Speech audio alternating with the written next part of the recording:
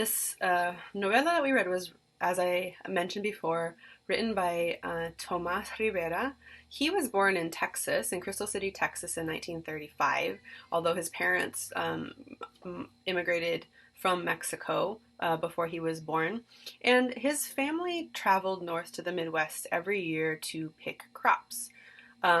He specifically went on to attend college. He earned a bachelor's degree in English, a master's degree in education and administration, and a doctorate in Romance languages and literature. And this might not seem that unusual to you for any given author. Writer, but during this time period where Tomás Rivera was living, this was a really, really unlikely story of it for anyone of his background.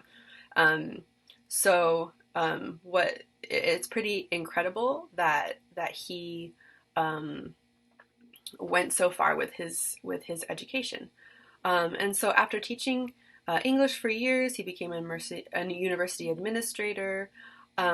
He wrote one incomplete novel, several short stories, poems, literary essays, and the novella that we're reading for this week called "And the Earth Did Not Devour Him."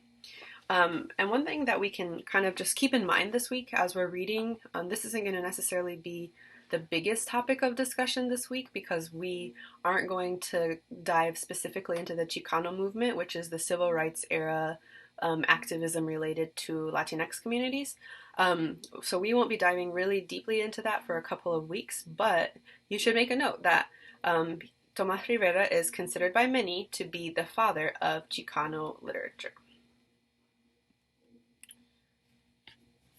He was a very big advocate of education. This is a quote from him. He said, "A high quality education provided at all levels for the Hispanic communities will ensure stronger individuals and in turn a stronger community."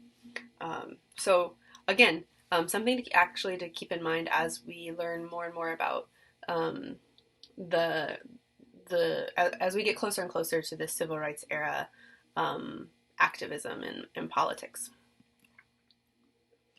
Okay. So, as I said, his parents, immigrated from Mexico before he was born. So they would not be considered Tejanos, right? Tejanos, if you remember, historically, are those that are born in Texas, okay? Those individuals of Mexican descent that are born in Texas. And So even though his parents wouldn't have been considered Tejanos, Tomás Rivera himself would have been considered a Tejano. And what he is writing about a lot is this way that Tejano migrant farm workers during this time period, like mid-century, so the mid 1900s, would travel a lot of the time from Texas, for example, up to the Midwest and other places to work on the farms and to harvest crops in different areas. And so this kind of phenomenon of migrant farm working, you saw that on the rise due to the rise of commercial agriculture. So if we think about a time period where there were fewer and fewer kind of small self-sustaining farms and much more kind of farms being managed by large companies, this led to an increased demand for seasonal farm labor. And the Tejano migrant farm workers would travel around Texas itself, but also to other states in search of work. And actually, their travels, their migration pattern, was one of the ways that communities of Mexican descent got established in a lot of places in the United States, including in Wisconsin, as we'll kind of see. So by this time, most Tejanos were confined to jobs as day laborers and unspecialized tasks like maids, restaurants, laundry, agriculture.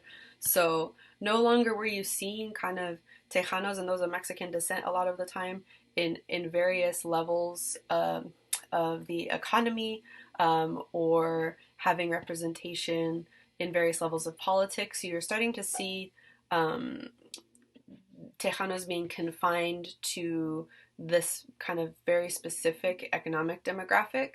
And then after World War II, many Tejanos found better wages and positions in industrialized cities, while a minority remained as migrating campesinos. Um, and so we see this shift in World War II that we can keep in mind. But specifically after the Great Depression, we should also kind of keep in mind as we're reading. These are things that keep in mind as we're reading that ag laborers were earning 40% less than industrial and manufacturing laborers, which caused this later shift to greater interest in moving to industrialized cities. But migrant farm labor, even today, remains a something that supports our agricultural industry here in the United States, and so it's something important to understand the history of. Okay, well, let's skip that for now. We might get into that a little more in class, but let's dive into the novela itself.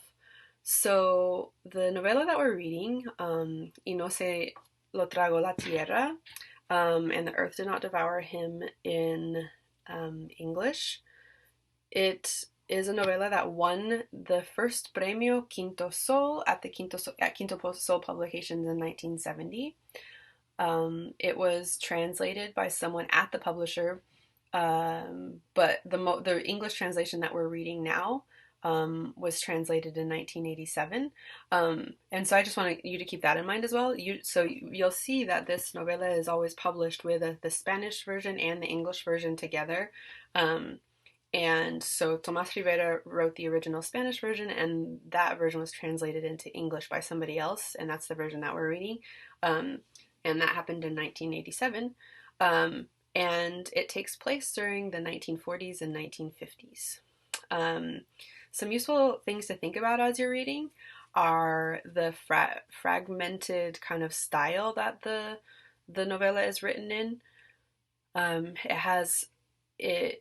You could say that it is known for its orality. So the way that it's written as people speak, more than written like what maybe you would think of as a stereotypical novel. It's a series of vignettes, which contributes to its fragmented kind of characteristic. So vignettes being kind of these individual little stories, and then we can watch for the moments that it shifts between first person narration to third person narration, and think about how that's affecting the way that we read the novel as well. So that's just a little overview, and I'm going to spend a little time talking about a couple of those terms in just a second, more specifically. But before I do that, I wanted to think a little bit, or give you a little bit of background on Quinto Sol, which is this publishing company that both published this novel and gave it its prize in 1970. So this was a publishing company that emerged and was active between 1967 and 1974, which is the same time period as the Chicano movement, this civil rights era kind of movement that occurred within the Chicano communities in the United States. So that's the historical moment in which this publishing company was important and active. It was known for being a space for creating cultural unity and self-determination, and it was dedicated to the production and dissemination of exclusively Chicano work, whether that was literature, art, essay, etc. And so in a time period where all minority voices, but in this case we're specifically talking about Chicano voices, were being excluded from larger publishing companies completely, were not being recognized and heard by a majority of people in the United States. The purpose of this publishing company was to provide a space for those voices to find a way to become disseminated, usually in a lot of ways for their own communities, not even thinking of how are we going to get the majority of Americans listening and reading to us. It was more about a space for kind of creating community and a common identity for Chicanos who would read this work. We've actually read something already that was published by this publishing company. The essay that you read last week by Romano was published in El Grito, which was a magazine that was published by this publishing company. So an example of a piece of an essay, a piece of academic writing that was published by this publishing company. And you can see how in all of this that this publishing company is important because it had a major role in legitimizing Chicano art and academic work and literature. And so we can think about how this kind of aspect of what was going on during the 1960s and 1970s with Chicano communities was an important kind of addition to all of the other activism that was going on. Okay.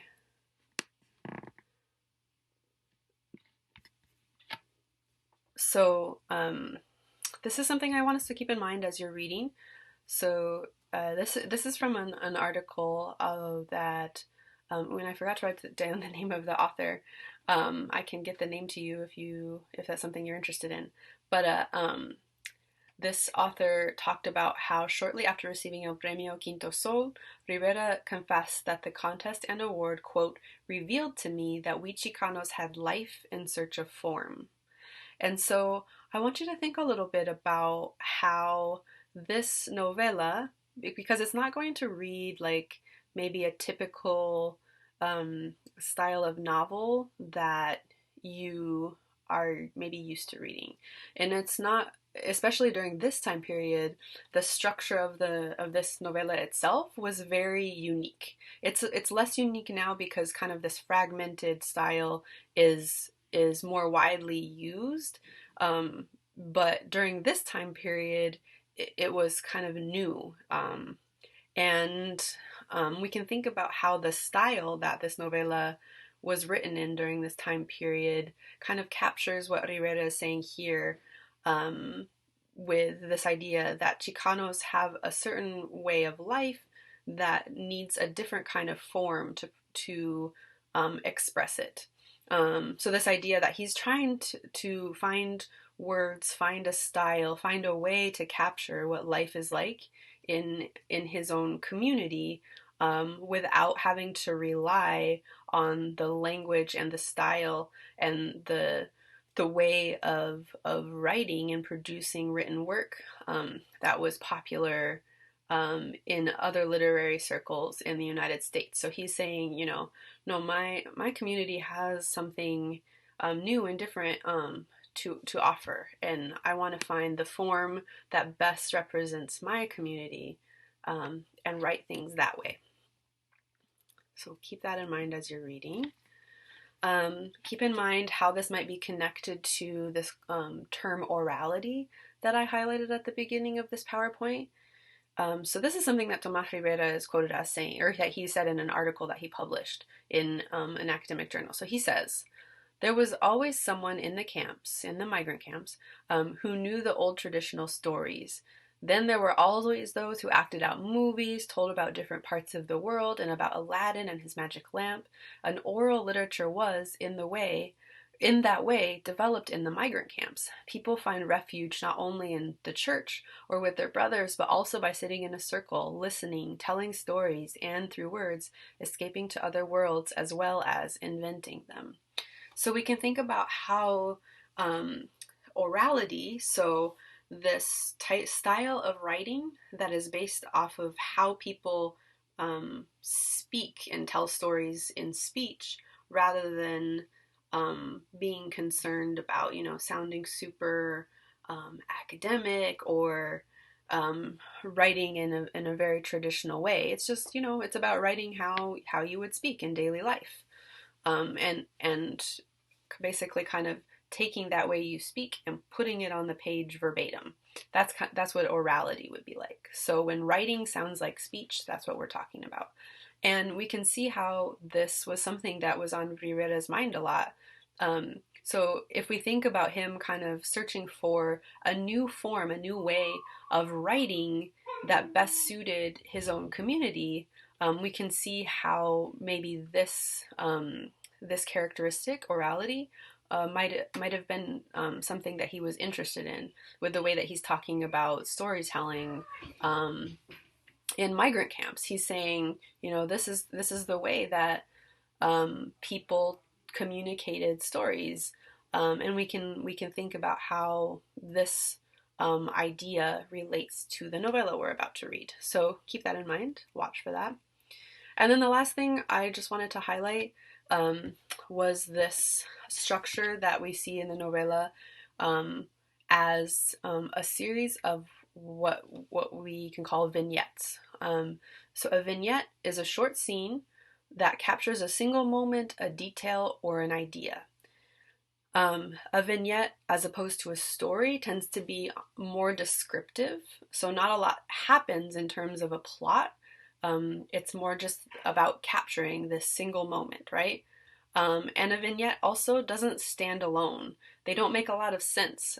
They are on their own. They are small parts of a larger work and only exist as a piece of a larger story. So you need a lot of vignettes to work together to kind of understand a larger story of what's happening. And so this is the structure that you'll find in the novella. It's a series of vignettes. And so this is the structure, the form that Rivera chose to write this novella in. And I want you to really think about why he might have chosen this particular structure. What does it bring to the way that we understand the larger story, or even the individual stories? Like why would he write a series of vignettes rather than just like one long narration that has, the plot that builds up to a climax, and then, the big thing happens, and then you have kind of the story winding down? Why just do a series of vignettes in this way? And so that is the thought that I am going to leave you with.